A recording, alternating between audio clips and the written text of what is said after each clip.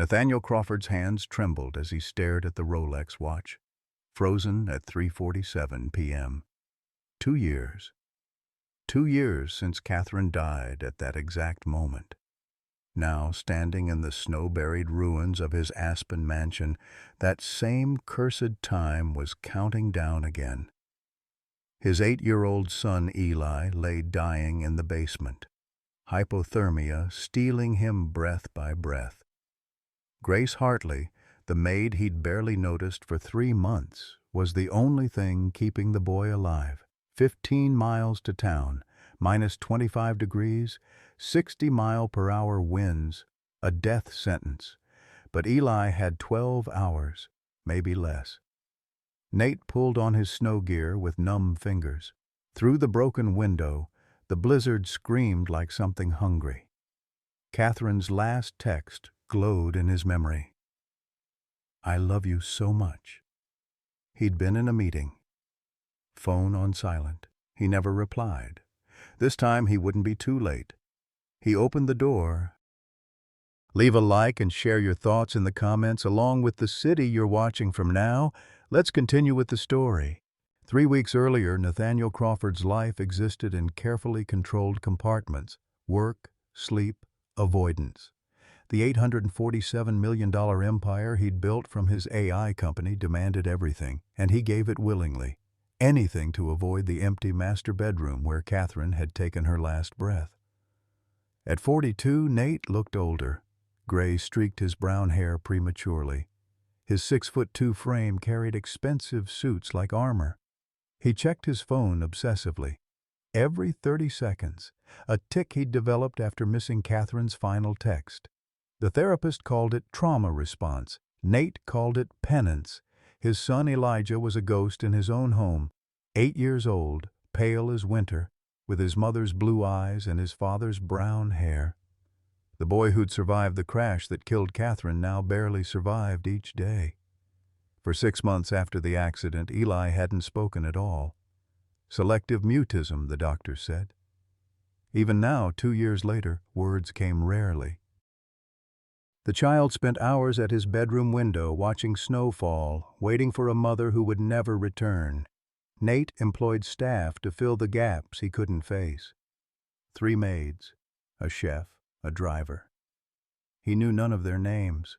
They were functions, not people. Invisible hands that kept his fortress running while he hid in boardrooms and spreadsheets. Grace Hartley had worked for him for 3 months. He'd never looked at her directly. 38 years old, blonde hair always pulled into a severe bun, wearing the same gray uniform daily. She moved through the mansion like smoke, present but unseen. Her eyes, when she kept them down, carried a sadness so deep it seemed bottomless. What Nate didn't know, Grace was drowning too. 3 years ago, her husband Michael, a Denver police officer, had been shot during a routine traffic stop. 6 months later, her 5-year-old daughter Emma lost her battle with leukemia. The medical bills, $690,000, had consumed everything. Her home, her savings, her will to live. Grace had been a high school math teacher once, brilliant enough that MIT had offered her a position on their research faculty. She'd declined to care for dying Emma, choosing love over ambition. After Emma's death, she couldn't face classrooms full of children who reminded her of everything she'd lost. So she took jobs where she could disappear, cleaning houses, washing dishes, being nobody. The maid position in Aspen was supposed to be another hiding place. But then she'd met Eli, silent, broken, drowning in grief that mirrored her own. And despite every wall she'd built, despite every promise to stay invisible, something shifted. The boy had found her old teaching notebook in her room. His eyes had lit up at the equations inside. That spark, that desperate hunger to understand something, anything, looked exactly like Emma's face when she'd asked about numbers and patterns during chemotherapy sessions. Grace had tried to say no, tried to stay professional, distant, safe, but Eli kept asking questions, and Grace, for the first time in 3 years, remembered what it felt like to matter. Neither of them knew that Nathaniel Crawford was about to walk through the door 12 hours early. November 27th arrived cold and gray, the kind of day where the Rocky Mountains disappeared behind sheets of incoming weather. Nate's assistant called at noon. "Mr. Crawford, Tokyo flight's canceled. Blizzard warning upgraded to extreme. They're closing the airport in 2 hours." Nate cursed, slamming his laptop shut in the private jet terminal. 18 hours of meetings, 3 contracts worth $200 million, all postponed because of snow. He drove his Range Rover up the winding mountain road toward home, irritation settling in his chest like ice. A wasted day. Time he could have spent anywhere but the mansion that still smelled like Catherine's perfume in unexpected corners. The house stood silent when he entered at 4:15 p.m. The chef had Wednesdays off. The other staff had left early, probably beating the storm. Good. He wanted silence anyway. Nate loosened his tie, heading for his office. The one room he'd redecorated completely, erasing every trace of his former life. Then he heard it, a voice, warm, alive, almost musical, coming from the study. "Now remember, Eli, mathematics isn't about memorizing numbers, it's about seeing patterns. It's the universe's way of making sense of chaos." Nate froze in the hallway. That was the study where Catherine used to read, where Eli hadn't entered since her death. And that voice, he'd heard it before, surely, but never like this. Never with that kind of light in it. He approached quietly, each step on the hardwood floor deliberate. The door stood ajar. Golden afternoon light spilled through, and what he saw made him forget how to breathe. Grace Hartley stood at the whiteboard Catherine had installed for Eli's homeschooling. But instead of cleaning it, she was writing. Advanced calculus equations filled the board, derivatives, integrals, complex functions that Nate recognized from his own engineering degree. Her blonde hair hung loose around her shoulders, not pulled back in the severe bun he'd glimpsed in passing. Her gray uniform somehow looked different, less like a costume and more like clothing on an actual person. But it was her face that stopped him. Her eyes blazed with something he'd never seen in his mansion. Joy. Pure, unguarded passion for what she was teaching. And there, cross-legged on the floor in front of her, sat Eli, his son, his silent ghost child son, laughing, not just smiling, laughing, a sound Nate hadn't heard in 2 years. "Miss Grace! Miss Grace!" Eli's hand shot up, waving frantically. "I know the answer. If we take the derivative of that function, it's—" He scrambled for paper, scribbling numbers with desperate enthusiasm. Grace knelt beside him, reading his work. "Eli, that's exactly right. Do you see? You're thinking like a mathematician now. Not just solving the problem, but understanding why the solution works. Like Mommy's origami." Eli grabbed a piece of colored paper from the desk. "She always said folding paper taught her about geometry. See? If I fold here, I create 2 equal triangles and—" "Yes!" Grace's smile lit up the entire room. "Your mother was very wise. Origami is full of mathematical principles, symmetry, angles, proportions." Eli beamed up at her with a trust Nate hadn't seen his son give anyone since Catherine died. The boy folded a paper crane with careful precision, holding it up like a trophy. "Mommy taught me this one. She said cranes mean hope." Grace's voice softened. "They do, sweetheart. They absolutely do." Nate's hand gripped the door frame. His heart hammered against his ribs. This woman, this maid whose name he barely remembered, knew things about his dead wife, about his son's memories. About the origami Catherine used to make on snowy evenings, filling the house with paper birds and flowers. How? How did Grace know these things when he, the father, had been too coward to ask? He must have made a sound, a sharp intake of breath, a rustle of fabric. Both of them turned. Grace's transformation was instant. The light vanished from her face. Her hands flew to her hair, pulling it back roughly. The marker clattered to the floor. She stepped away from Eli, away from the board, shrinking back into invisibility. "Sir," her voice dropped to a whisper, "I didn't expect you home. I apologize for overstepping my... What's going on here?" The words came out harder than Nate intended. Eli's joy evaporated. The boy's face closed like a door slamming shut. He pulled his knees to his chest, making himself small. Grace stammered, "Eli found my old notebook in my room. He was curious about the equations. I just thought..." "Old notebook?" Nate stepped into the room. Grace's eyes stayed fixed on the floor. "I used to teach before..." She couldn't finish the sentence. The silence that followed felt like something breaking. Then Eli spoke, his voice small but clear. "Daddy, please don't be mad at Miss Grace. She's teaching me real math, like geniuses do. Please don't make her stop." "Daddy." Eli had called him Daddy. The word hit Nate like a physical blow. His son hadn't used that word in 8 months. Nate opened his mouth, but no sound came out. He looked at Grace, really looked at her for the first time, saw the terror in her eyes, the way she held herself like someone expecting punishment, saw the whiteboard full of equations that proved she was no ordinary maid. "I should go," Grace whispered, already moving toward the door. "Wait." Nate's voice cracked. "Just wait." But Grace was already gone, footsteps echoing down the hallway. Eli stared at his father with something that looked like disappointment. Then he carefully set down his paper crane and walked out too, leaving Nate alone in the room filled with equations and questions he didn't know how to ask. That night, Nate couldn't sleep.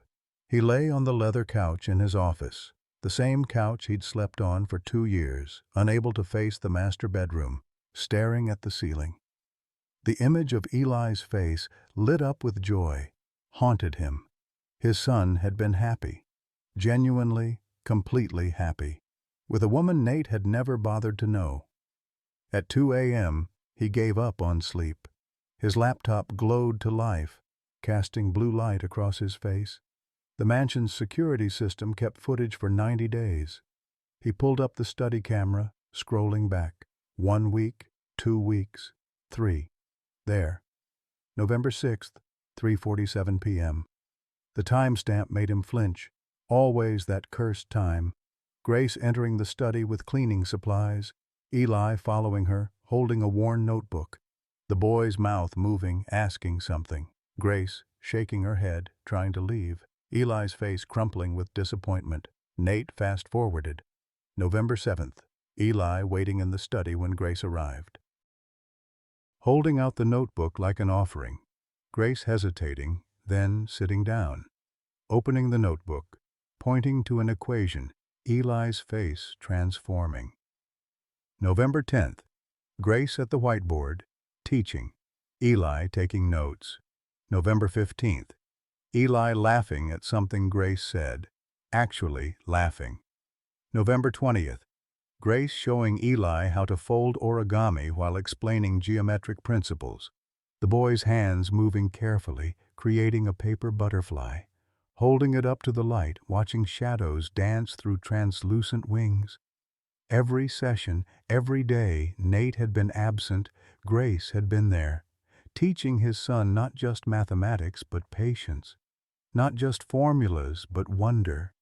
She never raised her voice, never showed frustration when Eli struggled. Instead, she'd say things like, "Every mistake is proof you're trying. That's what makes you brave." Nate watched his son transform across 3 weeks of footage, saw Eli's posture change, shoulders back instead of hunched, saw him smile, then laugh, then glow with confidence. All because a maid he'd never acknowledged had given his son something Nate couldn't: attention, presence, time. The realization felt like drowning. He was failing. had been failing for 2 years, and a stranger was raising his son better than he ever had. Nate paused the footage on an image of Grace's face as she watched Eli solve a problem. The expression there was complex, joy mixed with pain, pride mixed with grief, like she was seeing someone else in Eli's face, someone she'd lost. Who was Grace Hartley? He pulled up employee files. Her application was bare minimum: name, previous address in Denver, reference from a housekeeping agency, no mention of teaching, no education credentials listed. The background check showed bankruptcy 3 years ago, but the details were sealed by medical privacy laws. Nate switched to a People Search database. Grace Elizabeth Hartley, age 38, Denver, Colorado. Bankruptcy filing 2021, foreclosure on a modest home in a middle-class neighborhood. Before that, employment records at East Denver High School. Position, mathematics teacher. Tenure, 8 years. Resignation, date, March 2022. Reason, personal leave, never returned. He dug deeper, finding old local news articles. One headline stopped his breath. Denver officer shot in traffic stop. Wife and daughter left behind. The photo showed a younger Grace, face frozen in shock, standing beside a flag-draped coffin. Michael Hartley, 36, survived by wife Grace and daughter Emma, 4. Another article 6 months later. Community rallies for teacher's daughter battling leukemia. A photo of Grace holding a tiny blonde girl with no hair, both trying to smile.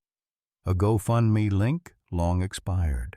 Goal, $500,000 for experimental treatment. Amount raised, $87,000. Nate's hand shook as he searched for Emma Hartley. Found the obituary immediately. Emma Grace Hartley, 5, passed peacefully on March 15, 2022, after a courageous battle with acute lymphoblastic leukemia, survived by her mother Grace. Services private. In lieu of flowers, donations to Children's Hospital Oncology Department. March 15, 2022. 3 years ago. The same month, Nate had rejected a job application from someone named Grace Hartley for a data scientist position at his company. He pulled up the old HR file, bile rising in his throat. There it was. MIT graduate degree, published research in mathematical modeling, 8 years teaching experience. His own signature on the rejection. Overqualified. Would leave for better opportunity within 6 months. He'd turned her away, while her daughter was dying, while her world was collapsing. He'd deemed her too good for his company and sent her back to her nightmare without a second thought. Nate stood abruptly, pacing his office. Grace hadn't taken the Maid job because she lacked education or ambition. She'd taken it to disappear, to be invisible, to stop feeling. And Eli, his silent, broken son, had pulled her back into the light without even knowing it. A sound from upstairs made Nate freeze. Crying. Eli's voice, calling out in sleep, "Mommy! Mommy, don't go!" Nate ran, taking stairs 2 at a time. Eli's room was dark except for a nightlight shaped like the moon. The boy thrashed in his bed, tangled in blankets, trapped in another nightmare about the crash. Nate hesitated in the doorway, paralyzed. He never knew what to do during these episodes. Usually he'd call one of the night staff, but tonight the house stood empty except for the 3 of them. A soft footstep behind him. Grace appeared, wearing simple pajamas, hair loose around her shoulders. She didn't ask permission, just moved past Nate and sat on Eli's bed, gathering the boy into her arms. "Shh, sweetheart. It's okay. You're safe." Her voice carried a lullaby's cadence. She began to sing, soft and low. "You are my sunshine, my only sunshine. You make me happy when skies are gray." Catherine's song, the one she'd sung to Eli every night since he was born. Eli's breathing slowed. His body relaxed against Grace's shoulder. "Miss Grace? I'm here. I dreamed the car was crashing again. I couldn't save Mommy." "Oh, Eli." Grace's voice broke. "It wasn't your job to save her. You were just a little boy. You still are. But why didn't I die too? Why am I still here when Mommy's gone?" The question hung in the air like smoke. Grace was silent for a long moment, tears streaming down her face. When she spoke, her words seemed meant for someone else, someone lost. "Because you have a purpose, sweet boy. You're here to do something important. Your life matters. It matters so much." "What's my purpose?" "I don't know yet. But I promise you, it's there." "Your mother didn't save you so you could be sad forever. She saved you so you could live." Nate watched from the doorway, gripping the frame so hard his knuckles turned white. Grace was comforting his son with words she clearly didn't believe about herself, telling Eli his life had meaning while drowning in the meaninglessness of her own. Eli's eyes found Nate in the shadows.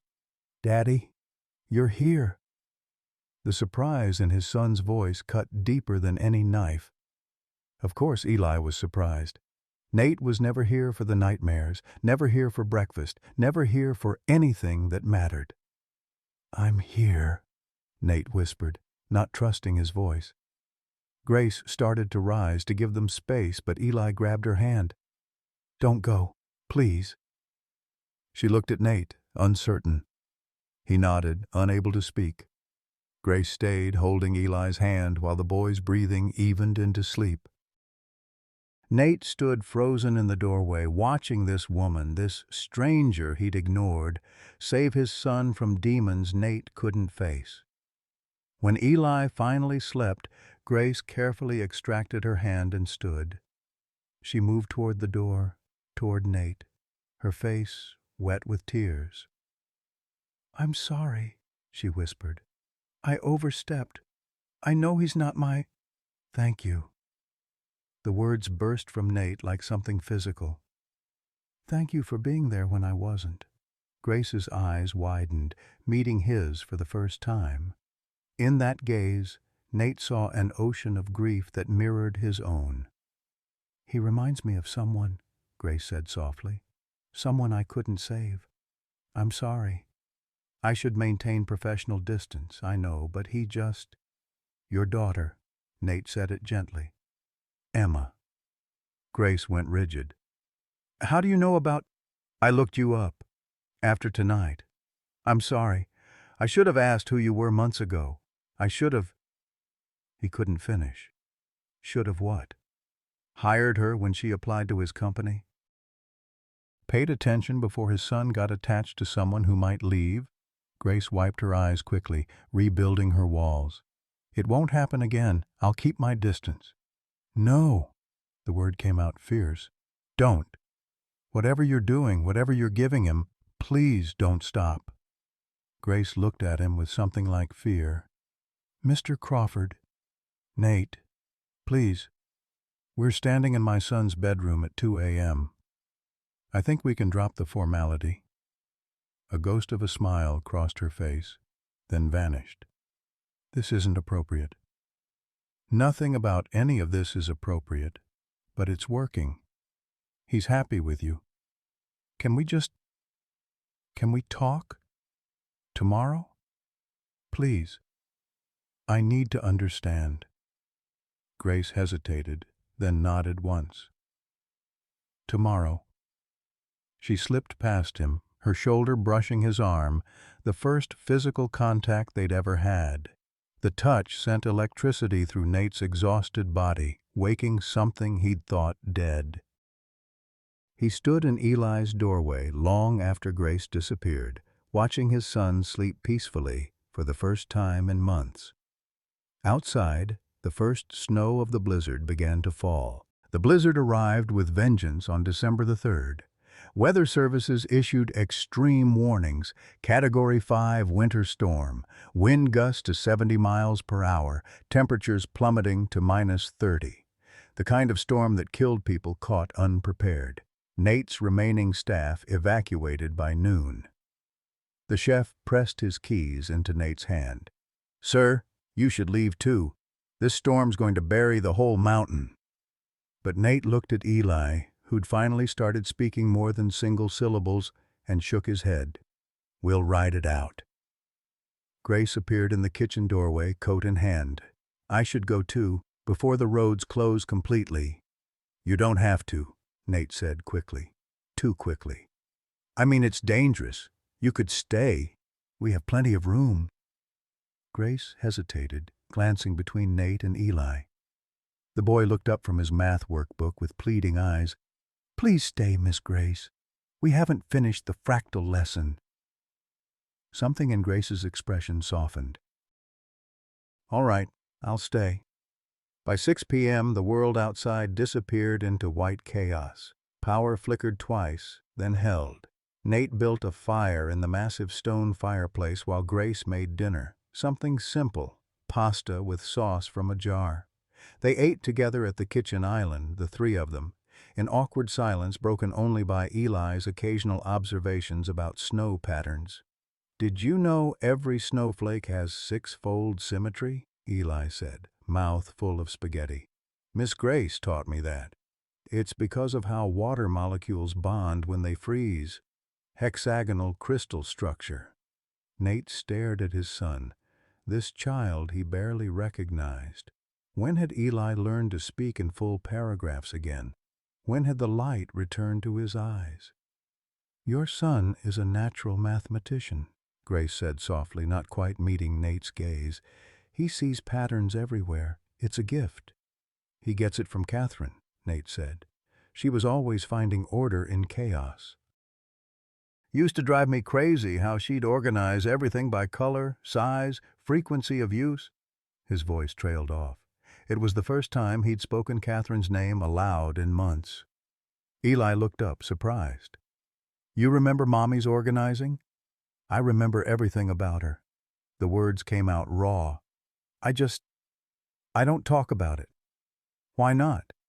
Eli's question was simple, devastating. Nate had no answer. Grace stood abruptly, collecting dishes. "I should clean up." But Eli caught her hand. "Tell Daddy about Emma. Please." Grace froze, plate halfway to the sink. The silence stretched so long Nate thought she wouldn't speak.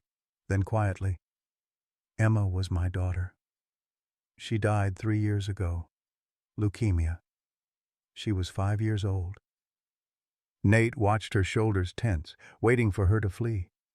Instead, she turned slowly, meeting his eyes for the first time since that night in Eli's bedroom. "I'm so sorry," Nate said. "I can't imagine." "Yes, you can." Grace's voice was steady, but her hands shook. "You lost Catherine 2 years ago. Eli lost his mother. You know exactly what it feels like." Eli tugged Grace's hand. "That's why you understand. When I have nightmares, because you have them too." Grace knelt beside the boy, eye level. "Yes, sweetheart, I do." "Does it get better?" Eli's voice was small. "The nightmares?" Grace was quiet for a long moment. "They get different. Less frequent, maybe. But the missing doesn't go away. You learn to carry it." "Like a backpack full of rocks," Eli said. "Exactly like that." Nate felt something crack open in his chest. This woman understood his son's pain in ways he'd been too broken to attempt. She'd walked through the same fire and somehow found the strength to guide Eli through his. The power chose that moment to die. Darkness swallowed the mansion, broken only by firelight from the living room. The heating system's hum faded into silence. "Daddy?" Eli's voice pitched high with fear. "It's okay." Nate fumbled for his phone, using its flashlight to locate candles. "Storm probably took down power lines." We have the fireplace." They migrated to the living room, pulling blankets and pillows from closets. The fire cast dancing shadows across the walls. Outside, the wind shrieked like something alive and hungry. Eli pressed against Grace's side. "Miss Grace, will you tell me about Emma? What was she like?" Nate expected Grace to refuse. Instead, she wrapped an arm around Eli and began to speak. "Emma had blonde hair like mine, but curly. She loved the color yellow, said it was sunshine you could wear. Her favorite food was vanilla cupcakes with too much frosting." Grace's voice grew soft, distant. "She was smart, so smart. Started reading at 3. By 4, she was doing addition and subtraction in her head. She'd ask me questions constantly. Why is the sky blue? How do birds know where to fly? Where does light go when you turn it off?" Eli listened, rapt. "She sounds like she was special." "She was. She was everything." Grace's voice cracked. "When she got sick, I tried to distract her with math problems. She'd lie in that hospital bed, bald from chemo, covered in bruises from blood draws, and still want to solve equations. She said numbers made sense when nothing else did." Tears streamed down Grace's face now, but she didn't stop. "The day she died, she made me promise something. She said, 'Mommy, don't be sad forever. I'm going to help someone else live.' She'd signed her organ donor card herself, 5 years old, and she understood she could save someone even if she couldn't save herself." The fire crackled. Nate found himself holding his breath. "I didn't keep that promise," Grace whispered. "I've been sad every day since. I stopped teaching, stopped living, really. Just went through motions.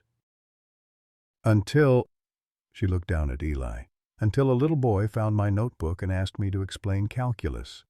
Eli hugged her fiercely. "I'm glad I found your notebook." "Me too, sweetheart."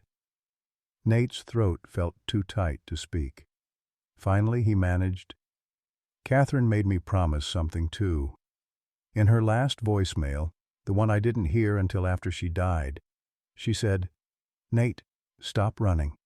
Come home. Be present. We need you here, not at the office.' I've been running for 2 years. Running from grief, from guilt, from Eli, from everything." Eli's head turned toward his father. "Why do you run from me?" The question pierced Nate like a blade. "Because you look like her. You have her eyes, her smile, her laugh, and every time I see you happy, I remember that she'll never be happy again, that I wasn't there when she needed me." "But I need you," Eli said simply. "I need you now." Nate crossed the room, sitting on Eli's other side.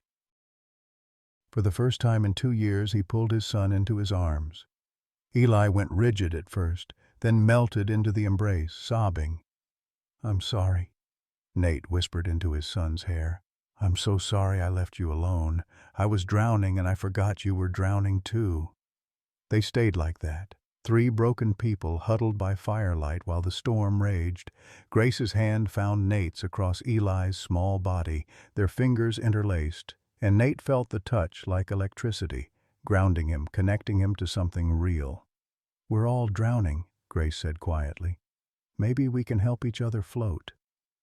The next morning brought no relief. If anything, the storm intensified. Wind screamed through gaps in the window frames. Snow piled 6 feet deep against the doors. The temperature inside the mansion, with no power and dying fire, dropped to freezing. Nate's satellite phone buzzed, 1 bar of signal. He answered, "Victoria?" His sister-in-law's voice crackled with static. "Nate, I've been trying to reach you. Is Eli safe?" "We're snowed in, but fine. Why?" "I'm filing for emergency custody after Christmas. I've documented months of neglect. Eli deserves better than a father who abandoned him to be raised by staff." Nate's blood ran cold. "Victoria, you don't understand what's happening here. I understand you hired a maid to replace his mother. That's called neglect, Nate. I'll see you in court." The line went dead. Nate stared at the phone, mind racing. Victoria had been monitoring them. But how? Then he saw it. A small camera lens, barely visible, mounted in the corner of the study. His sister-in-law had been watching. Building a case. He found Grace in the kitchen, boiling snow for water. "Did Victoria give you this job?"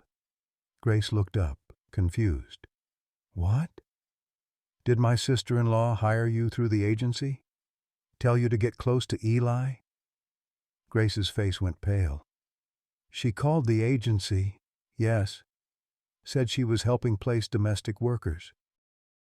"I thought it was charity. I didn't know. Nate, I swear I didn't know she was using me."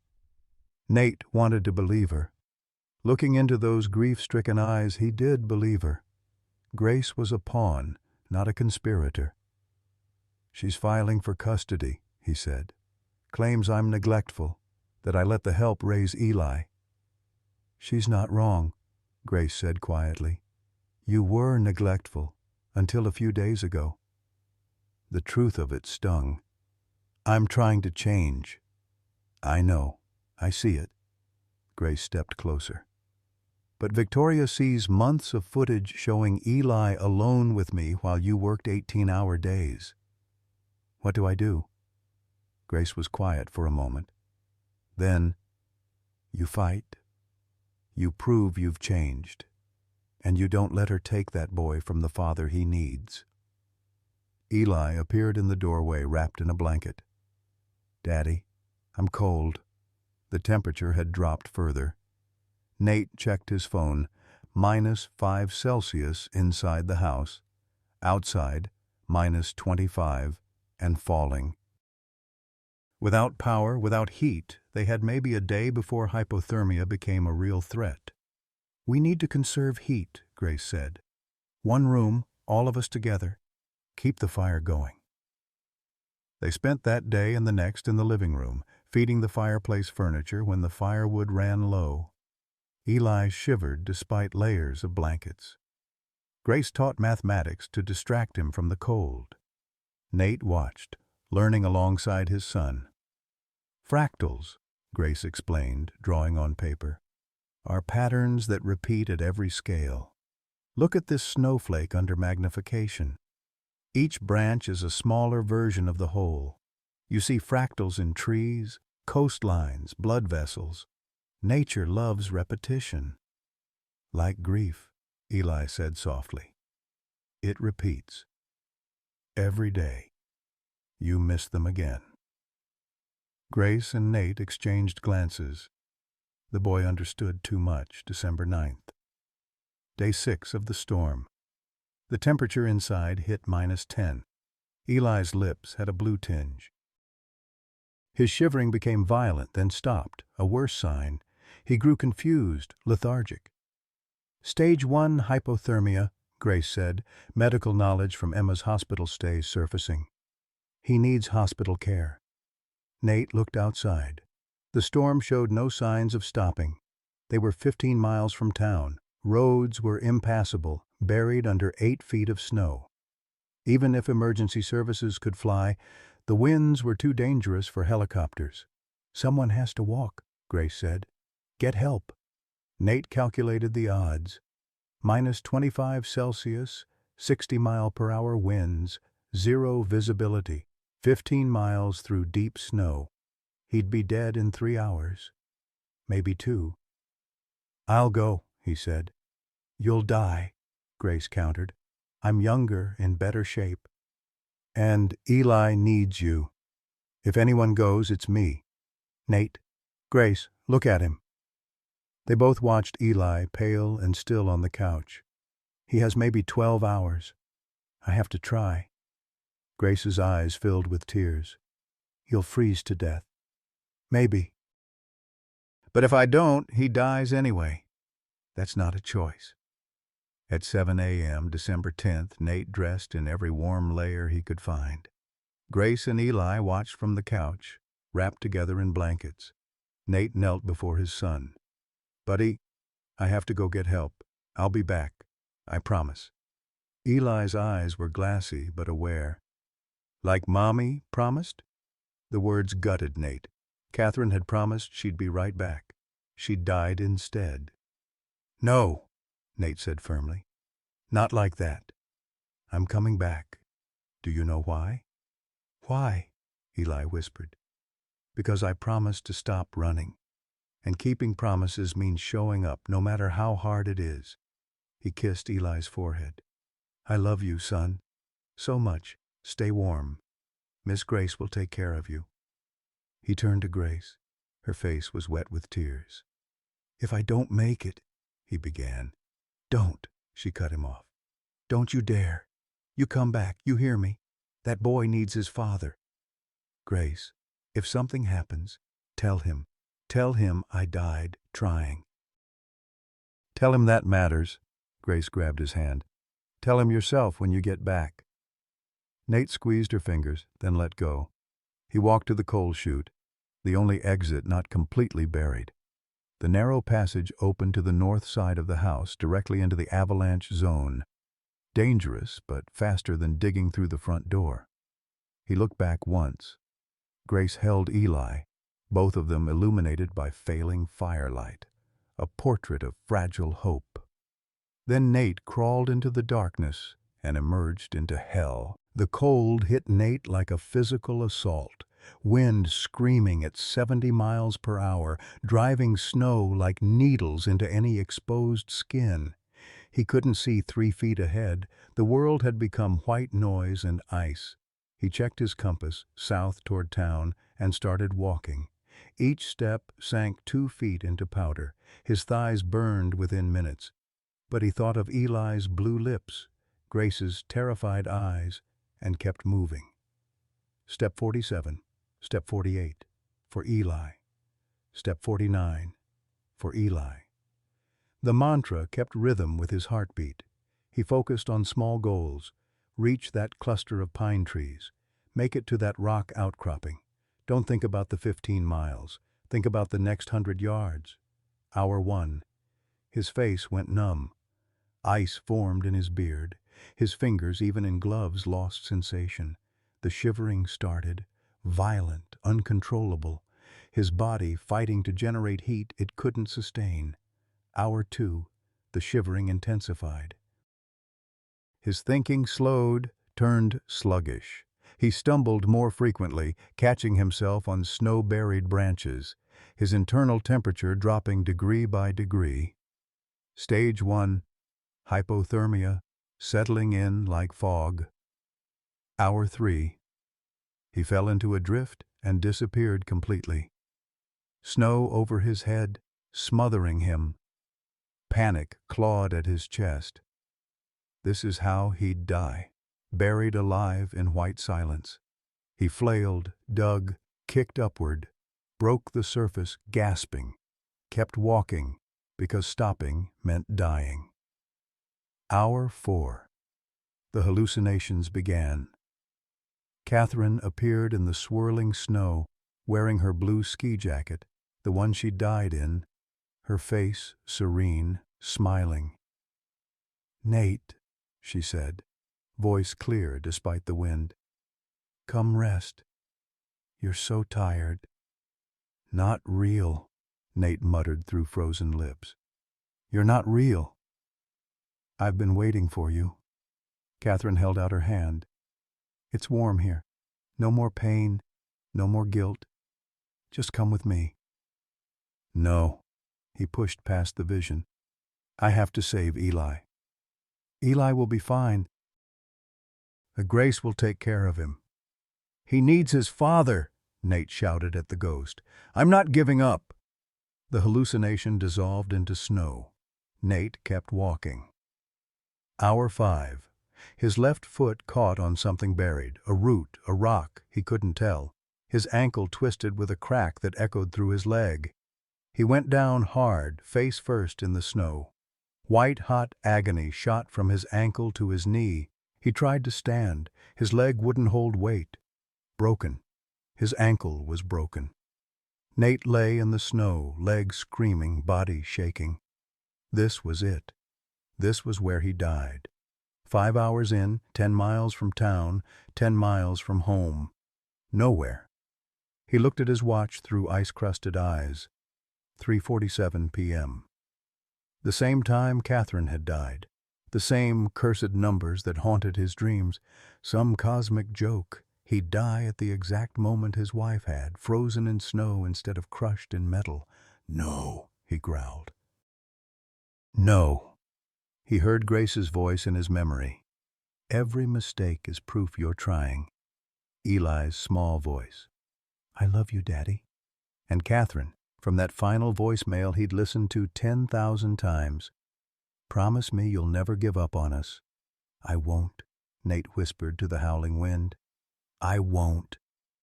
He began to crawl, dragging his broken leg behind him, pulling himself forward with his arms, inch by inch through the snow.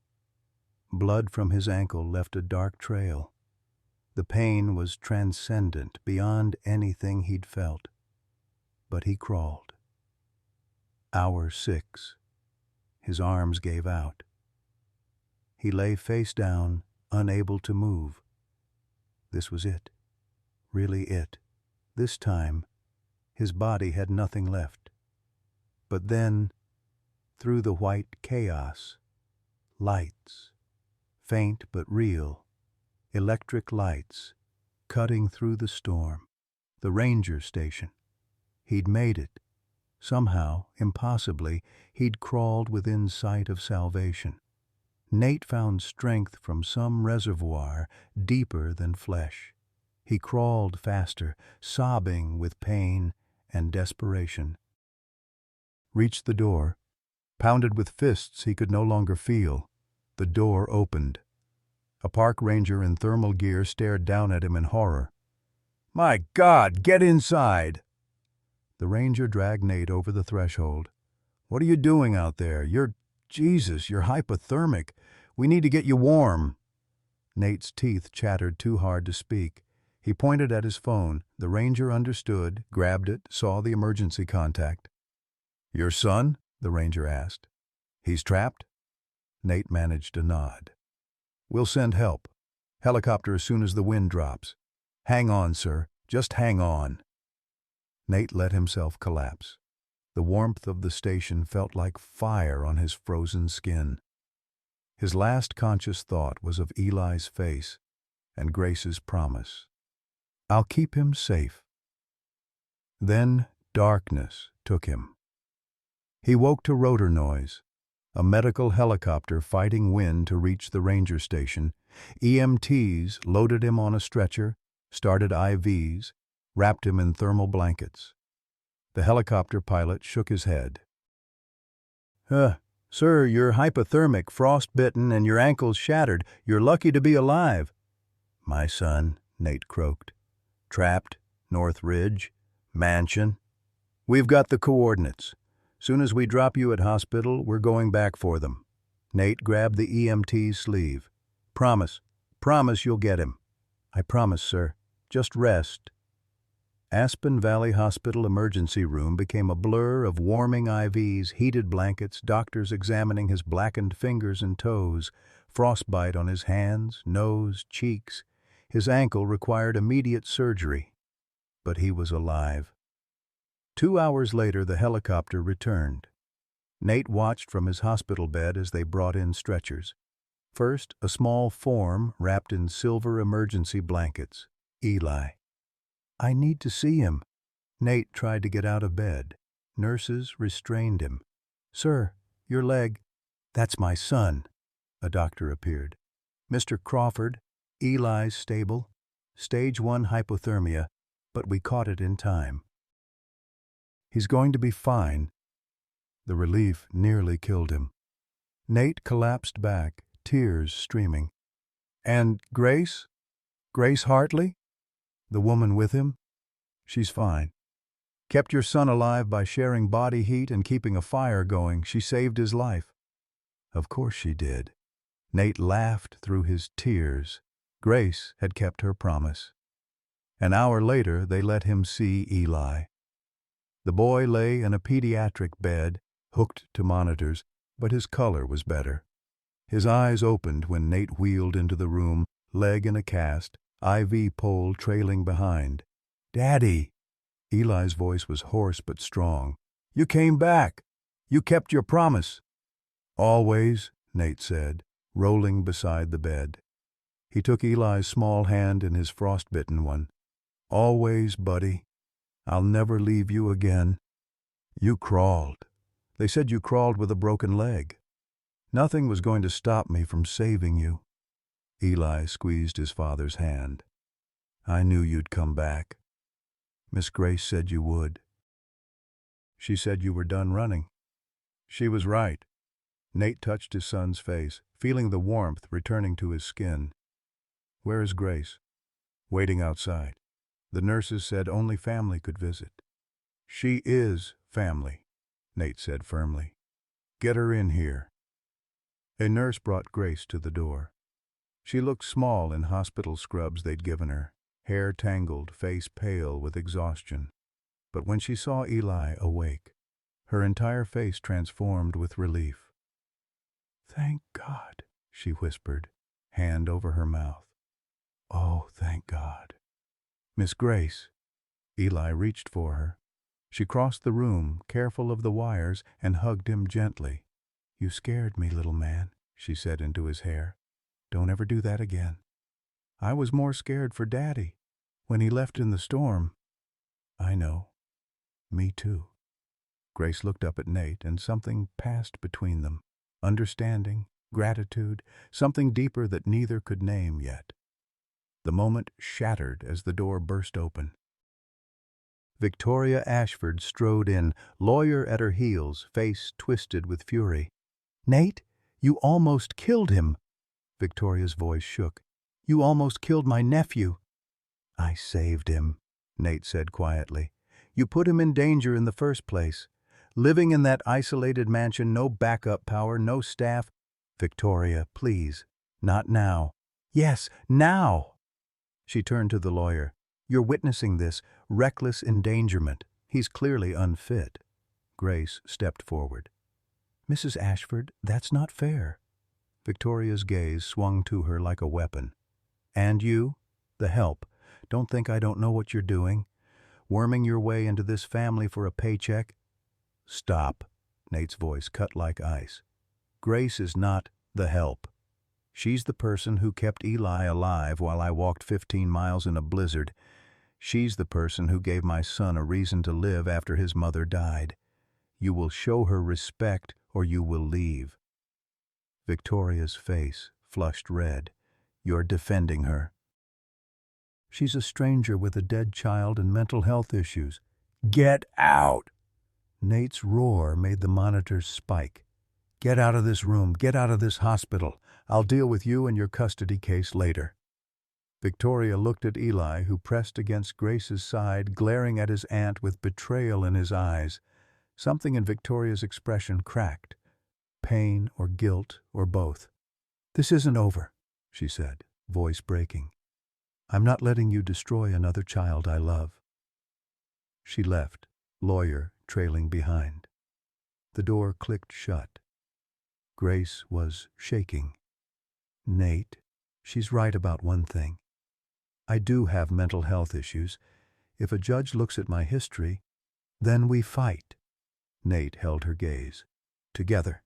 Because you're not just Eli's teacher anymore. You're part of this family. If you want to be." Grace looked at Eli, then at Nate. Something fierce and terrified warred in her expression. "I don't know how to be part of a family anymore. I forgot how."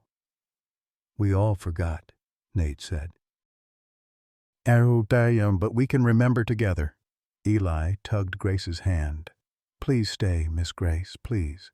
She looked at this broken man and his broken son, both of them asking her to stay when every instinct screamed to run, to protect herself from the inevitable loss. But maybe, she thought, maybe broken pieces could fit together into something new, something stronger for having been shattered first. "Okay," she whispered. "I'll stay." Outside the window, the blizzard finally began to ease. December 11th, 2:00 a.m. Grace couldn't sleep.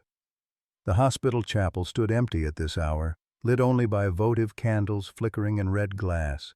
She sat in the back pew, hands clasped but not praying. She'd stopped praying when Emma died. The door creaked. Nate wheeled himself in, IV pole clattering, leg cast scraping the floor. "Can't sleep either?" he asked. Grace shook her head. "Keeps replaying. The cold. Eli's lips turning blue. Watching you disappear into that storm, thinking I'd never see you alive again." Nate maneuvered his wheelchair beside the pew. "I'm here. We're all here." "Because you're insane," Grace said, but her voice held no anger. 15 miles with a broken ankle. Do you have any idea how close you came to dying?" "I had to try." "I know." Grace finally looked at him. "That's what terrifies me." "What do you mean?" "I mean, I watched Michael walk out the door for his shift. He said, 'See you tonight, babe.' 3 hours later, he was dead. I told Emma, 'You're going to be fine every single day for 2 years,' and then she died anyway. Everyone I love leaves, dies, disappears. So when you walked into that blizzard, Her voice broke. She pressed her palms against her eyes, trying to hold back tears. Nate reached out, taking her hand. The touch sent electricity through her exhausted body. "I came back. This time. But Victoria's right about one thing. I am damaged. I have PTSD, depression. I spent 6 months after Emma died planning how I'd kill myself. Pills, probably. Something quiet. I didn't do it because my mother would have been alone and she was already losing her mind to Alzheimer's. Grace, let me finish. Please." She took a shaking breath. "When I took this job, it was to disappear, to be invisible, to stop feeling anything. But then Eli found my notebook and I saw Emma in his eyes. That same hunger to understand, to make sense of chaos. And I couldn't stay invisible anymore. I started feeling again, which means I started hurting again." "Is that bad?" Nate asked gently. "Yes, because now I care about that boy. I care about whether he's warm, whether he's happy, whether he wakes up screaming. And I care about you, which is even more terrifying because you're his father and I'm just—" "You're not just anything," Nate interrupted. "You saved my son's life. Multiple times. Once in that basement, keeping him alive, and before that, giving him a reason to want to stay alive." Grace pulled her hand away, standing abruptly. "Don't you see? That's the problem. I used Eli to replace Emma. I taught him because I couldn't teach her anymore. I held him because I can't hold her. That's not fair to him. It's selfish. Or," Nate said carefully, "it's human. Grace, you think I don't know why I started working 18-hour days after Catherine died? I threw myself into work so I wouldn't have to feel, so I wouldn't have to look at Eli and see her eyes staring back at me. We're both guilty of running from pain. Running didn't almost kill you. It was killing me. Just slowly." Nate gestured at the chapel around them. "I was dead inside, Grace. A corpse going through motions. And then I saw you teaching Eli and I saw what being alive looked like again. You didn't use him. You saved each other." Grace sank back onto the pew. "Victoria's going to destroy me in court. My history, my bankruptcy, my mental health records. She'll paint me as unstable, as someone dangerous around children. Then we'll show them the truth. Which is what? That you're the strongest person I've ever met." Nate's voice was fierce. "You lost everything and you're still here. Still showing up, still trying. That's not weakness, that's courage. Grace laughed bitterly. I don't feel brave. I feel terrified every second. Being brave means doing things even when you're terrified. Nate wheeled closer. I need to tell you something. About your job application. Grace frowned. What application? Last year. You applied to Crawford Analytics for a data scientist position. Recognition dawned in her eyes. I applied to dozens of companies. I don't remember. I rejected you. Personally, wrote overqualified on your file and signed off. Nate's voice was raw with guilt. You were drowning in medical bills trying to save Emma, and I threw away your application without a second thought. If I'd hired you then, you'd have had better insurance. Emma might have gotten better treatment. Everything might have been different. Grace stared at him, processing. You can't possibly think, Nate, Emma's leukemia wasn't about insurance. It was aggressive, resistant to treatment. Better coverage wouldn't have saved her. You don't know that. Yes, I do. I've replayed every decision 1,000 times. Every doctor, every hospital, every treatment. There was no magic solution I missed. She was dying from the day she was diagnosed. I just couldn't accept it. Then why the bankruptcy? Why lose your house? Because I tried anyway. Grace's voice broke. Every experimental treatment, every clinical trial, every possibility, no matter how slim. I spent everything because what else could I do? She was my daughter. You don't give up on your child. No, Nate agreed quietly. You don't. That's why I crawled through snow with a broken leg. They sat in silence, broken people trying to forgive themselves for being human. Grace, Nate finally said, I'm not asking you to replace Catherine. I'm not looking for Eli's new mother. I'm just asking you to stay as yourself, as Grace, whatever that looks like. I don't even know who that is anymore. Then figure it out with us. Nate's hand found hers again. We're all trying to figure out who we are after loss. Maybe we can help each other. Grace's phone buzzed. She glanced at it and her face went white. It's the nursing home, she answered, voice shaking. Hello? Yes, this is Grace Hartley. Nate watched her face crumble as she listened.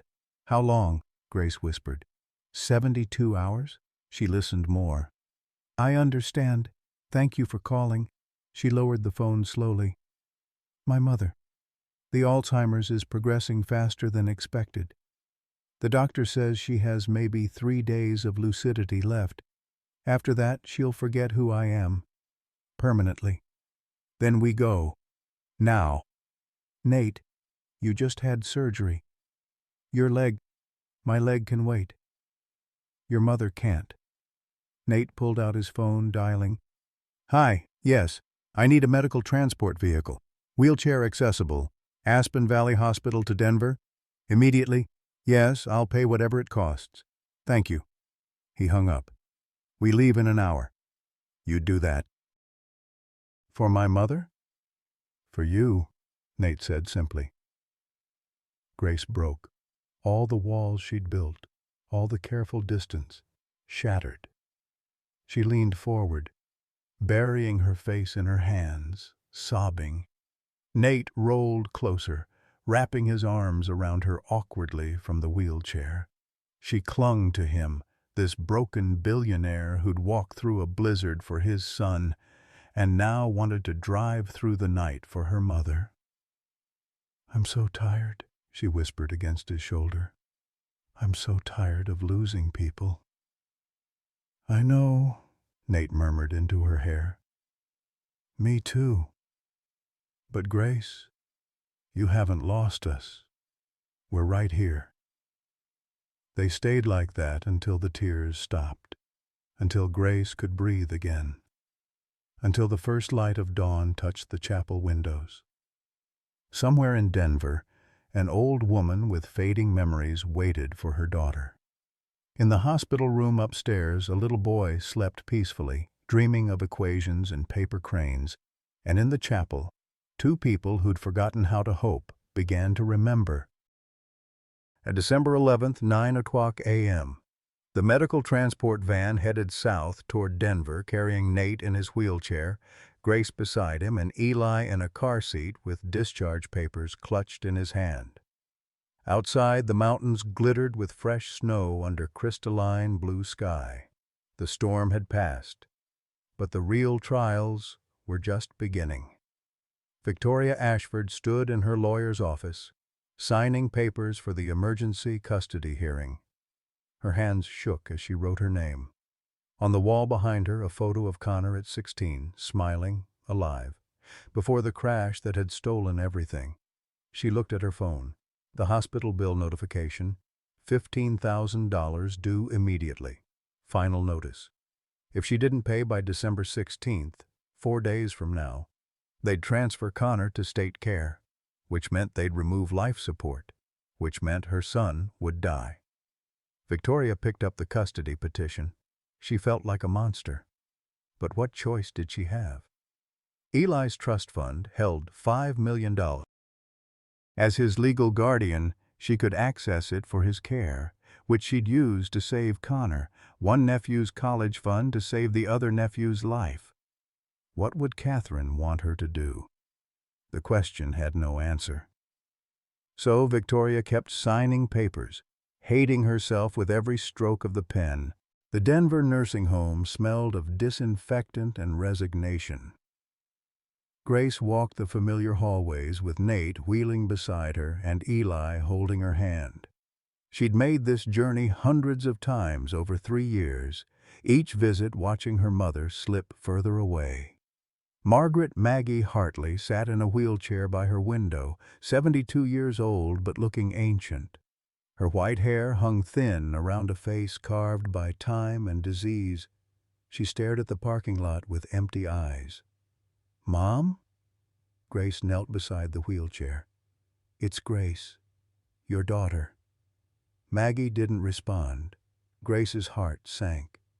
Maybe the lucidity was already gone. Maybe she was too late. Then, slowly, Maggie's head turned.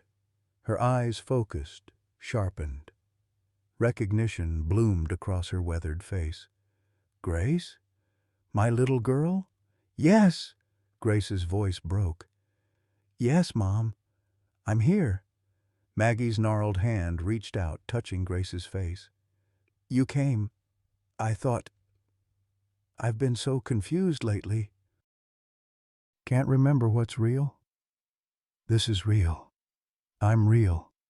Grace pressed her mother's hand against her cheek, tears falling freely. Maggie's gaze shifted to Nate. Her eyes narrowed, studying him with surprising intensity. "I know you." Nate looked startled. "Mrs. Hartley, we've never—" "Catherine's husband." Maggie's voice was suddenly clear, sharp. "Nate. Catherine's Nate." The name hit like a physical blow. Grace stared at her mother. "Mom, how do you know?" "Catherine and I volunteered together. Hospice care, 10, 11 years ago." Maggie's brow furrowed, fighting through fog. "Before the forgetting got bad. Beautiful woman. Always talked about her husband. Said he was drowning in work." Nate gripped his wheelchair arms. "Catherine volunteered at hospice?" "Every Thursday. She'd sit with dying patients, read to them, hold their hands." Maggie's eyes grew distant. "She talked about you constantly. Said you were good man, but lost. Said she worried you'd work yourself to death trying to prove something that didn't need proving." Grace looked at Nate, saw his face crumbling. "Mom, when was this?" "Years ago. But Catherine made me promise something, week before she died, though I didn't know it then. She said, 'Maggie, if anything happens to me, please find Nate. Tell him he deserves to be happy. Tell him to stop punishing himself.'" Nate's hands shook. She knew? She knew she was going to die? "I don't think so. Just intuition, maybe." Maggie reached for Nate's hand. "I tried to call you after the accident, saw it on the news. But then..." She touched her temple. The forgetting started. I'd remember I had to call someone, but forget who. Had to tell someone something important, but forget what. Grace felt the weight of cosmic coincidence crushing her chest. Mom, is that why you pushed me to take the job in Aspen?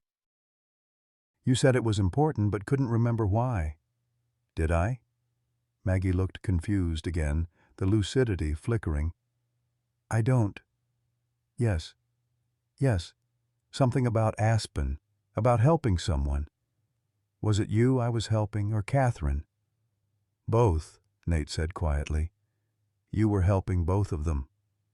Eli, who'd been silent, stepped forward. I'm Eli. Catherine was my mommy. Maggie's face softened. Oh, sweetheart, you have her eyes. She showed me pictures of you, her little boy. She loved you so much. I miss her, Eli whispered. I know, baby. Missing doesn't go away. You just learn to carry it. Maggie looked at Grace. Like your mama carries missing Emma.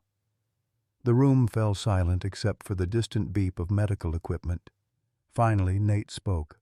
Mrs. Hartley, thank you for trying to deliver Catherine's message, for pushing Grace toward us. I think Catherine knew Grace would need us as much as we needed her. Love doesn't end, Maggie said, voice fading slightly. It just transforms, finds new people to flow through. They stayed for 2 hours, Maggie drifting in and out of clarity. When she was lucid, she told stories about Catherine. How Catherine organized origami workshops for hospice patients. How she'd fold cranes for every person who died under her care, releasing them into the wind with prayers. When Maggie faded, Grace would squeeze her hand and wait. Nate found himself grateful for this glimpse of his wife he'd never known. Catherine the volunteer, Catherine the giver. He'd been so busy building empires he'd never asked what she did with her Thursdays. As they prepared to leave, Maggie grabbed Grace's wrist with surprising strength. Her eyes were clear again, burning with urgency. Grace, listen. You're Emma. Her heart. Grace froze. What about her heart? Did they tell you who received it? No. Organ donation is anonymous. I never knew. Maggie pointed at Eli. Check the records. I heard nurses talking once, when Emma died, about the transplant, about the boy it saved. Check the dates. Grace's blood turned cold. She looked at Eli, this child with her daughter's timing, her daughter's curiosity, her daughter's joy in mathematics. Mom, what are you saying? But Maggie's eyes had gone distant again, the lucidity window closing. Love transforms, she murmured, heart to heart. Emma, to... She didn't finish. Sleep took her. In the parking lot, Grace couldn't move. Nate watched her face cycle through emotions too fast to name. Grace, what did your mother mean? I need to make a call. Grace pulled out her phone with shaking hands, dialing Denver General Hospital. Yes, this is Grace Hartley. I need to access organ donation records. My daughter Emma Hartley. Deceased March 15, 2022. Yes, I'll hold. Nate felt dread coiling in his stomach. March 15, 2022. That date seemed familiar. Yes, I'm still here, Grace said into the phone. Her face had gone white. And you're sure the recipient was? Yes, initials EC. Yes, I understand privacy laws, but okay, thank you. She lowered the phone slowly, staring at Eli. What? Nate asked. Grace, what is it? Eli had a heart transplant, didn't he? You mentioned it once. Congenital defect. Yes. When he was 5, March 2022. He nearly died. We found a donor just in time. Nate's voice died as the pieces connected. No, that's not possible. Grace pulled up her phone, showing him Emma's death certificate. March 15, 2022. Emma died at Denver General at 4:23 p.m. She'd signed her organ donor card herself, 5 years old. Nate pulled out his own phone, hands shaking, finding Eli's medical records.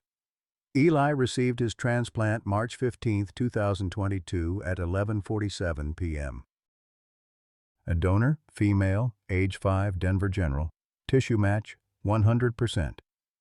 They looked at each other, then at Eli, who was drawing in his notebook, oblivious. "Emma's heart," Grace whispered. "Her heart is in Eli's chest." Nate felt reality tilting. The hospital said donor and recipient records are sealed. They never told us who. They couldn't. Privacy laws. But the timing, the age, the hospital, it's her. Emma saved Eli. Grace's voice climbed toward hysteria. "I've been teaching the boy my daughter saved, holding him, loving him, and I didn't know. Why didn't I know? Grace, this whole time I've been close to Emma and I didn't know. Her heart has been beating and I didn't know." She pressed her hands to her face, making sounds halfway between laughter and sobbing. Eli looked up, alarmed. "Miss Grace, are you okay?" Grace stared at him, and Nate saw emotions war across her face. Rage, grief, joy, horror, all of it at once. "I need air," she gasped, stumbling toward the parking lot exit. Nate moved to follow, but Eli grabbed his hand. "Daddy, did I do something wrong?" "No, buddy. Miss Grace just got some surprising news. It's complicated." "Is it about her daughter, Emma?" "Yes. How did you—" "I dream about her sometimes," Eli said matter-of-factly. "A girl with yellow hair. She's always smiling. She tells me things." Nate's skin prickled. "What kind of things?" "That I should be brave. That my life matters. That I should tell you I love you. Because daddies need to hear it." Eli looked up with Catherine's blue eyes. "Is that weird?" "No," Nate said, not sure if he believed it. "Not weird." He found Grace sitting on a bench outside, staring at her hands. He wheeled beside her, waiting. "I'm angry," she finally said. "At Emma, which is insane because she's dead. But I'm angry she gave away her heart without asking me. I'm angry I've been mourning her when part of her has been alive this whole time. I'm angry I touched Eli, taught him, held him, and didn't feel her. Shouldn't a mother know? Shouldn't I have felt something? Grace. And I'm grateful. God, I'm so grateful Eli is alive. That Emma's death meant something. That her heart kept beating. But I'm also furious because it's not fair. Why does he get to live when she had to die? Why does my daughter's heart beat in someone else's chest while I sleep alone in an empty house? I don't know, Nate said honestly. And the worst part, the absolute worst part, is that I love him. Eli. I love that boy. Which means I'm glad Emma died so he could live. And what kind of monster thinks that? A human one, Nate said gently. Grace, you're allowed to feel all of it. The anger, the gratitude, the confusion. It doesn't make you a monster. It makes you a mother who lost her child and found a piece of her still living. Grace turned to him, eyes red. Do we tell him? I don't know. He deserves to know. But he's 8. How do you explain to an 8-year-old that he's alive because another child died, that he carries her heart? Maybe, Nate said slowly. We wait until he's older, until he can understand the weight of that gift. Grace nodded, wiping her eyes. I need time to process this, to figure out how to be around him knowing what I know. Take whatever time you need. But Nate, the custody hearing is in 4 days. Victoria's going to destroy me in court. And now I know that the boy she's trying to take from you is alive because of my daughter. How do I fight that? How do I possibly be objective? Nate took her hand. We don't fight alone. I've been thinking about Victoria. about why she's doing this. It's not just about hurting me. What do you mean? Connor, her son. Something doesn't add up. Nate pulled out his phone, searching. The accident report says Connor Thompson died on impact, but Victoria visits someone every week. I had my assistant track her movements. She goes to Pinewood Extended Care Facility every Thursday. Grace's investigator instincts from her marriage to a cop kicked in. Extended care isn't a cemetery. It's for long-term patients. Exactly. I think Connor isn't dead. Then why the death certificate? Maybe he's not legally alive. Coma, vegetative state, something? Nate kept searching. I'm going to find out. Grace stood. Then I'm coming with you. You just said you needed time. I need answers more. If Victoria's hiding something about Connor, it changes everything about the custody case. Grace's jaw set with determination. Let's go to Pinewood. They left Eli with a nurse at Maggie's facility, promising to return soon. The drive to Pinewood took 40 minutes through Denver suburbs.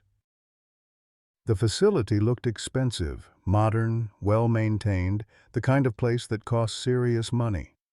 At reception, Grace used her most authoritative voice. We're here to see Connor Thompson. Family visit. The receptionist checked her computer. Room 347, sign in, please. They rode the elevator in tense silence. Room 347's door stood slightly ajar. Nate pushed it open. Connor Thompson lay in a hospital bed, motionless. 18 years old, but he looked younger.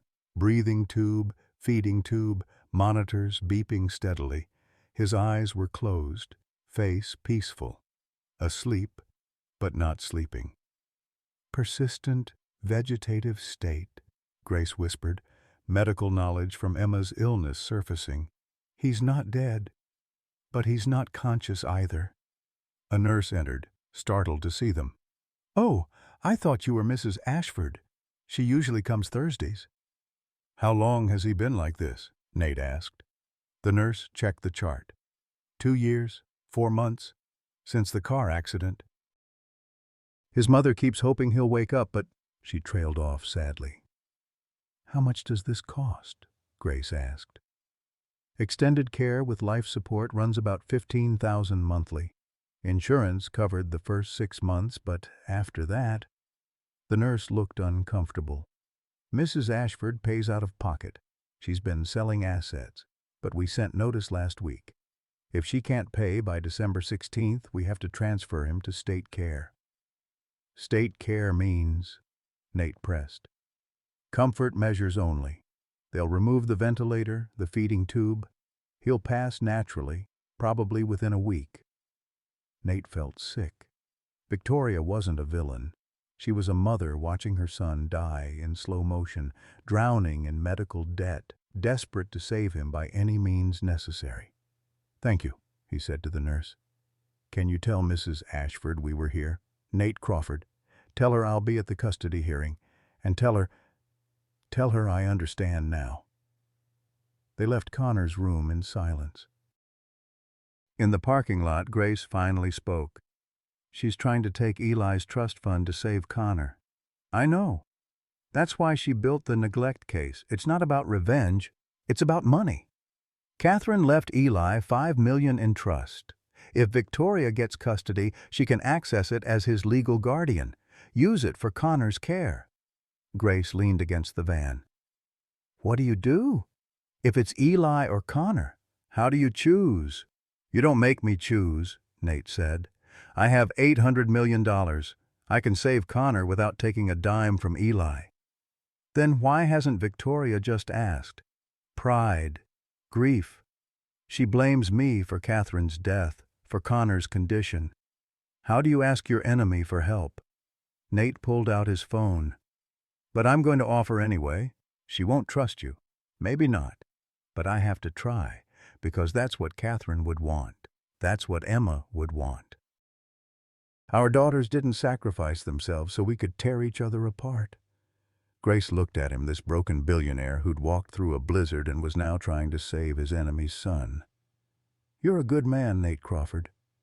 "I'm trying to be. That's all any of us can do. Try." They drove back to collect Eli. That night in a Denver hotel, Nate made calls to his lawyer, prepare an offer for Victoria, to his financial advisor, establish a medical trust for Connor Thompson, $5 million, no strings attached, to his assistant, arrange a meeting with Victoria before the custody hearing. Grace sat with Eli, watching the boy color. She put her hand on his chest, feeling his heartbeat. Emma's heartbeat. The rhythm steady, strong, alive. "Miss Grace?" Eli looked up. "Why are you sad?" "I'm not sad, sweetheart. I'm grateful." "For what?" Grace smiled through tears. "For you. For your father." For second chances. Eli returned to coloring, unaware he was the living bridge between two dead children and two broken families trying to heal. December 14th, 2 days before the custody hearing. Victoria Ashford received a phone call from Nate Crawford's lawyer. She almost didn't answer.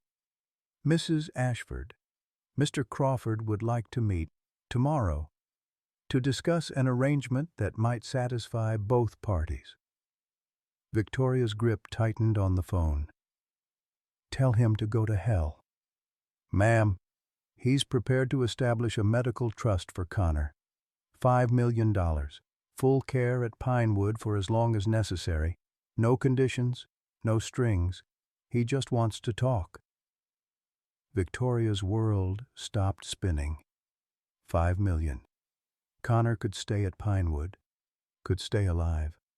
All she had to do was talk to the man she blamed for everything. "When?" she asked, voice shaking. "Tomorrow, noon. His hotel." Victoria hung up, looked at the custody papers on her desk. The papers that would destroy Nate's relationship with Eli. The papers that made her feel like a monster. She picked up her phone, pulled up a photo.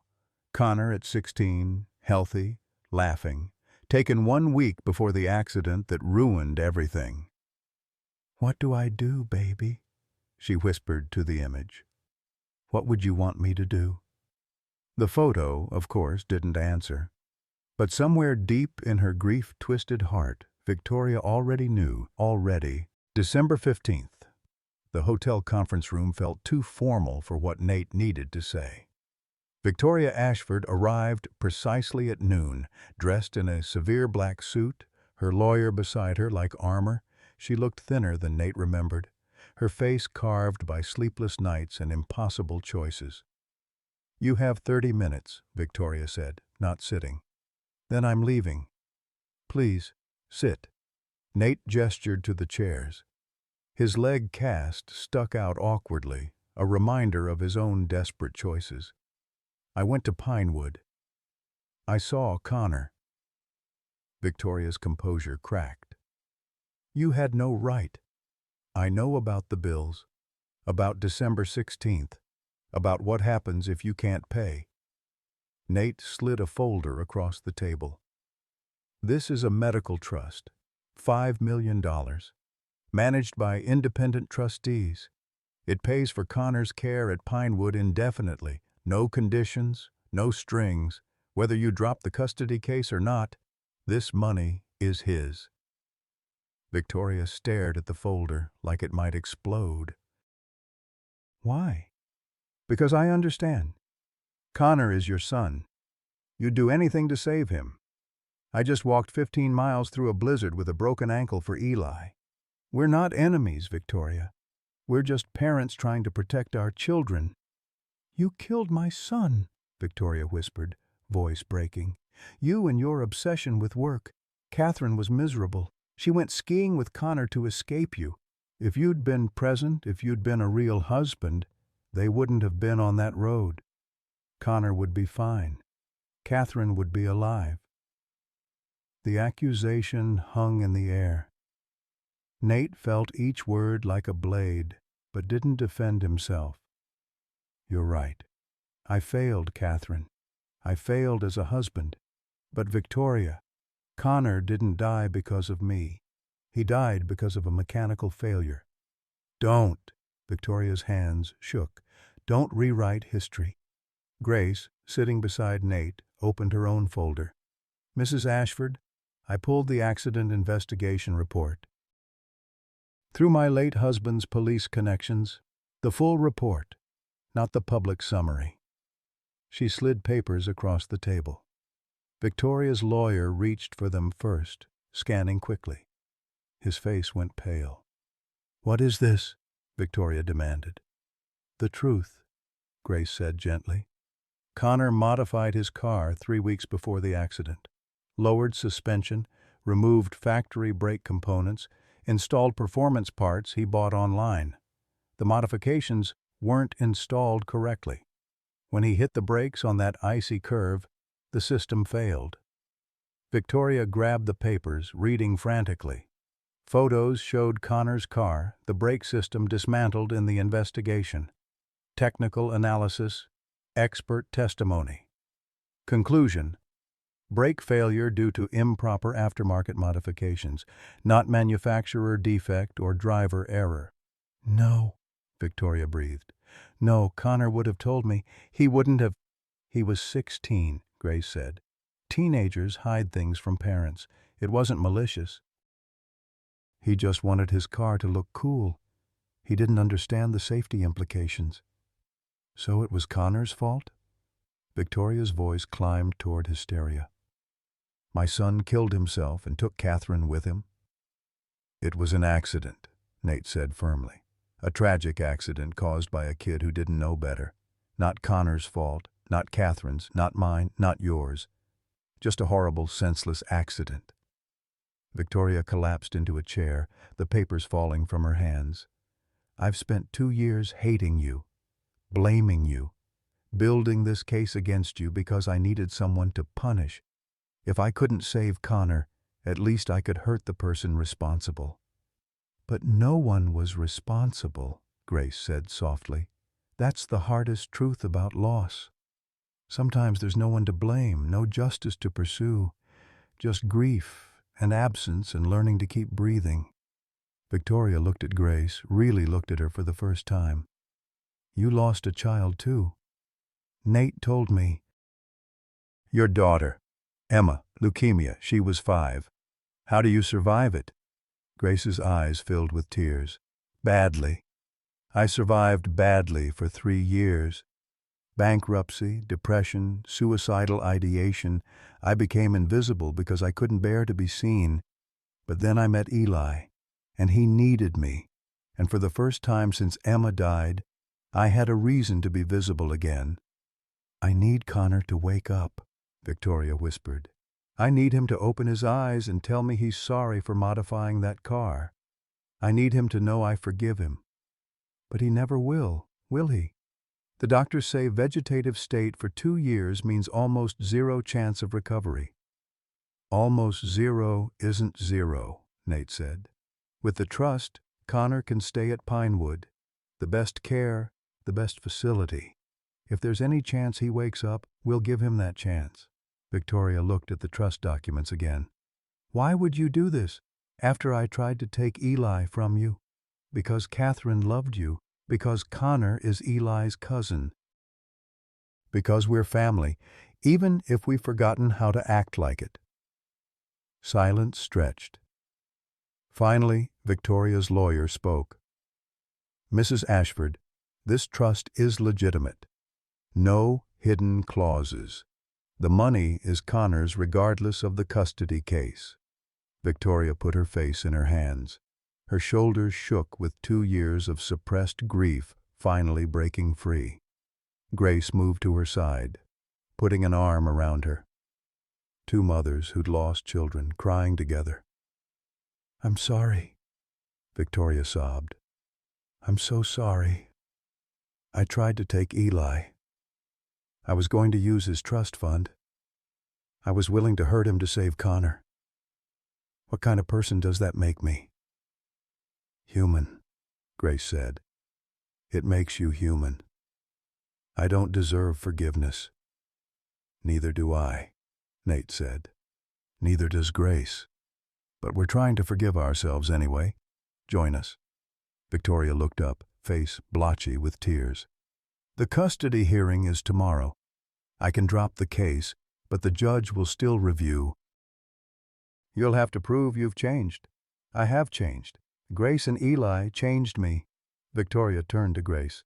You loved them, Nate and Eli. It wasn't a question, but Grace answered anyway. Yes, I didn't mean to. I tried not to. But yes. Then you'll stay. You won't disappear when things get hard. Grace met her eyes. I'm terrified of staying. Terrified of loving them and losing them. But I'm more terrified of running again, so yes, I'll stay. Victoria stood, wiping her face. Then I'm withdrawing the petition. Today, Eli belongs with his father. She looked at Nate. But I want to be part of his life, real family, not just holidays and birthdays. I want to know my nephew. He needs his aunt, Nate agreed. We all need family. Victoria picked up the trust documents. I don't know how to thank you. Thank me by visiting Connor, by hoping, by letting us hope with you. Victoria nodded, unable to speak. Her lawyer began gathering papers. At the door, Victoria turned back. Catherine would be proud of you, Nate. Proud of who you're becoming. After she left, Grace and Nate sat in silence. Finally, Grace laughed, high, slightly hysterical. Did that actually just happen? I think so. We saved Connor, stopped the custody case, made peace with Victoria. Grace shook her head in disbelief. When did we become people who fix things instead of breaking them? When we decided to stop running. Nate took her hand. Grace, there's something I need to tell you before we go any further. Her stomach clenched. What? I'm falling in love with you. Grace's breath caught. Nate, I know it's too soon. I know we're both disasters, still processing grief. I know we met because you're Eli's teacher and that's complicated. But I need you to know. Not because I expect anything back, just because you deserve the truth. Grace stood, pulling away. We can't. We can't. Why not? Because everyone I love dies, Nate. Michael died. Emma died. And you almost died walking through that blizzard. I can't survive losing someone else. I can't. You won't lose me. You don't know that. Life is fragile and random and cruel. Catherine taught you that. Emma taught me. We could have tomorrow or we could have nothing. Exactly, Nate said. We could have nothing, or we could have tomorrow and the day after and the day after that. We could waste whatever time we have being afraid, or we could use it being alive. Grace pressed her hands to her face. I want to. God, I want to. But I'm so scared. Me too. I'm terrified. But Grace, I've spent 2 years being dead inside. You made me alive again. Isn't that worth the risk? What about Eli? If we try this and fail, he loses both of us. Then we don't fail. We fight for it, the way you fought for Emma, the way I fought through that blizzard. We choose each other every single day. Grace looked at him through tears. This broken man who'd become beautiful in his brokenness, who'd shown her what courage looked like, who made her want to hope again. I don't know how to be in love anymore, she whispered. Neither do I. We'll figure it out together. Grace crossed to him, kneeling beside his wheelchair so they were eye level. If we do this, if I stay, if we try, you have to promise me something. Anything. Promise you'll talk to me. When grief hits, when you miss Catherine, when the guilt comes back, promise you won't run into work and disappear. I promise. And you promise to tell me when you're drowning. When Emma's absence crushes you, when the fear gets too big. I promise. They leaned together, foreheads touching. Not kissing, not yet. Just breathing the same air, choosing each other in the simplest way possible. The door burst open. Eli ran in, followed by a flustered hotel employee. "Daddy?" "Miss Grace! Grandma Maggie called. She said to tell you something important before she forgets again." Grace grabbed her phone, dialing the nursing home. "Mom?" "What is it?" Maggie's voice came through, lucid and urgent. "Grace, I remembered about the watch. Catherine's birthday gift to Nate." Nate stiffened. "How do you know about that?" "Catherine showed me. Week before she died. She was so excited. Said the watch had a special engraving. Did you ever open it, Nate? Did you read what she wrote?" "No." Shame colored Nate's voice. "I couldn't. It's been in my safe for 2 years. Open it. Today. Catherine wanted you to read it. She knew, somehow she knew, that you'd need those words." The call ended. Grace looked at Nate. "Where's the watch?" "Still at the mansion. The safe in my office." "Then let's go home." They made the drive back to Aspen that evening, the 3 of them plus Victoria, who insisted on coming. The mansion looked different somehow. Smaller, less intimidating. Just a house where people lived. Nate's office safe held the Rolex box untouched for 2 years. His hands shook as he opened it. The watch gleamed, frozen at 3:47 p.m. He turned it over, engraved on the back. "Time stops when I'm with you. But darling, don't let it stop when I'm gone. Keep living, keep loving. I'll be watching. Forever yours, Kate." Nate's chest heaved with sobs he'd held back for 2 years. Grace wrapped her arms around him, and he clung to her like a drowning man. Eli pressed against his father's side. Even Victoria wiped tears. "She knew," Nate gasped. "She knew I'd freeze. She knew I'd stop living." "But you're not frozen anymore," Grace said. "You're here. You're alive. You kept her message." Nate looked at the watch, at its stopped hands. Then, deliberately, he wound the crown. The second hand began to move. Tick, tick, tick. Time moving forward again. "I'm ready," he said. "I'm ready to live." December 16th. The custody hearing was perfunctory. Victoria's lawyer filed withdrawal of the petition. The judge reviewed Nate's circumstances. Employed full-time caregiver, family therapy scheduled, stable home environment. Custody remained with Nate. Visitation rights granted to Victoria. Eli, present in the courtroom, beamed. "Does this mean Miss Grace stays?" "If she wants to," the judge said, smiling. Grace looked at this boy with her daughter's heart, this man with Catherine's legacy, this family that had accidentally become hers. "Yes, I'm staying." The judge signed the order. "Then this family is whole. Case closed." Outside the courthouse, December sun sparkled on snow. Nate, Grace, Eli, and Victoria stood together. 4 people broken by loss, learning to be whole again. "I'm going to Pinewood," Victoria said, "to tell Connor about the trust, about all of you. Maybe if he hears that the family is together, maybe he'll want to wake up." "We'll come with you," Nate offered. "All of us. Connor should know his cousin." They visited that afternoon. Eli sat beside Connor's bed, chattering about mathematics and snow and his teacher, Miss Grace, who made learning fun. He drew a picture, stick figures labeled Dad, Miss Grace, Eli, Aunt Victoria, and Connor, and taped it to the wall where Connor could see it if he ever opened his eyes. "Cousin Connor, I hope you wake up soon," Eli said. "We have so much to tell you." Connor's monitors beeped steadily. No change. But Victoria smiled through tears, watching her nephew talk to her son. Family. They were family. That night, back at the mansion, Nate gathered Grace and Eli in the living room. Fire crackling, snow falling softly outside. "I have something to tell you both. About Emma."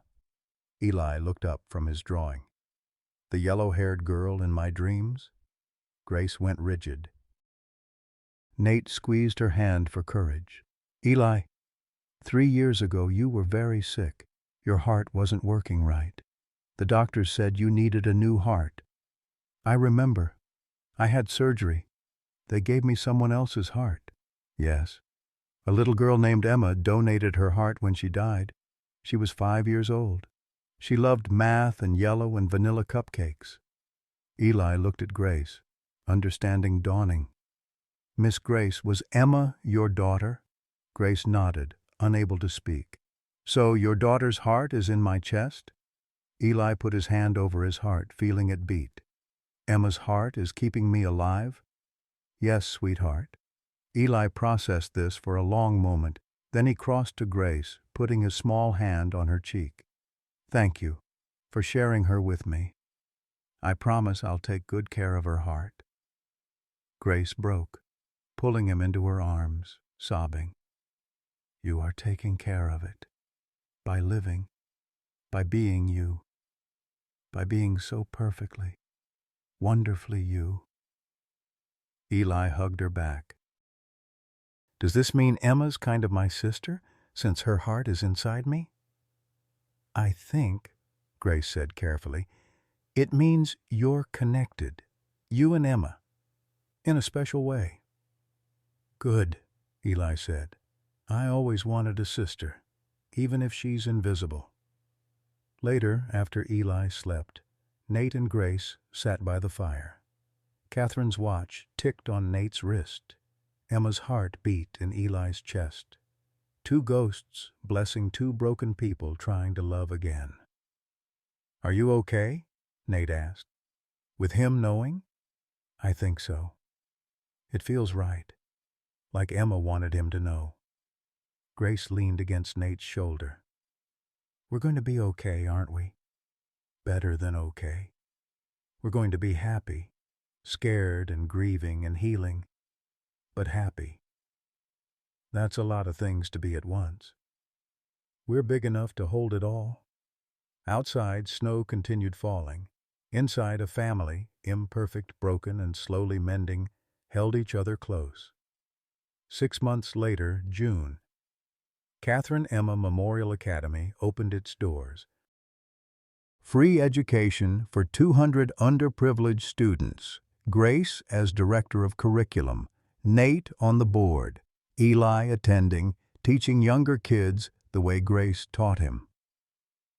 Connor woke up on a Thursday in April, against all odds, against medical prediction. Partial recovery, long rehabilitation ahead, but alive. Conscious. The first word he spoke, "Mom." Maggie came to live near them in a house Nate purchased with full-time care. Her lucid moments came and went, but when they came, she'd sit with Eli and tell stories about Catherine and Emma, keeping their memories alive. Victoria became Aunt Vicky, present at every school event, every birthday, every ordinary Tuesday, learning to be family again. On June 15th, the Academy's opening ceremony, Grace stood at the podium, Nate beside her, Eli in the front row grinning. This school exists because two remarkable women, Catherine Crawford and Emma Hartley, believed in the power of learning to transform lives. They didn't know each other in life, but they're connected now. Through this place, through the children we'll teach, through the love that doesn't end, but transforms. She looked at Nate. Time stops when we're with the people we love. But our job is to keep time moving, keep living, keep loving, to honor those we've lost by refusing to stop. Applause filled the auditorium. Eli rushed the stage, hugging Grace and Nate together. Cameras flashed. In that moment, Frozen in light and love, three broken people became whole. That evening, Eli wanted to fly kites. They drove to an open field, the four of them, Nate, Grace, Eli, and Victoria, launched paper cranes into the wind, each one carrying a message. Eli's crane: "Dear Emma and Mommy, thank you for my family." Victoria's crane: "Dear Catherine and Connor, I'm learning to let go." Nate's crane: "Kate, I'm living, like you asked. I'm finally living." Grace's crane: "Emma, baby, your heart is still beating, still loving, still here." They released the cranes together, watching them climb on the wind, higher and higher until they were just specks against the sky. Then gone. But not really gone. Never really gone. Love doesn't end. It just transforms into families that choose each other, into hearts that beat in new chests, into lives that honor the dead by daring to be happy again. Nate put his arm around Grace. She leaned into him, solid and real and alive. Eli held both their hands. Victoria stood beside them, part of the circle. Below them, their shadows stretched long in the summer sun. Four people. But if you looked closely, you could see other shadows too. Fainter, but there. Catherine and Emma and Michael and all the ghosts of love that never truly left. A family, broken and mended, grieving and healing, lost and found. Together. The end. Sometimes the people who save us aren't the ones we expect. Nate had everything: money, success, power, yet he was drowning in guilt, working himself to death to avoid the pain of loss. Grace had nothing left but grief, hiding in plain sight as a maid because she'd forgotten how to matter. And Eli, just 8 years old, carried survivor's guilt no child should bear. Three broken souls, each convinced they didn't deserve happiness. But here's what they discovered. Healing doesn't happen alone. It happens when we're brave enough to let strangers become family, when we choose connection over isolation, when we realize that the people we've lost would want us to keep living, keep loving, keep trying. Nate walked 15 miles through a blizzard with a broken leg, not because he was fearless, but because love made him braver than his fear. Grace stayed when every instinct screamed to run, because sometimes the greatest courage is simply showing up. They taught us that it's never too late to start over, to forgive yourself, to open your heart again. Your life isn't over when you lose someone. It's just waiting for you to choose it again. What would you risk everything to save? Have you ever found family in unexpected places? Share your story in the comments below. Your words might be exactly what someone else needs to hear today.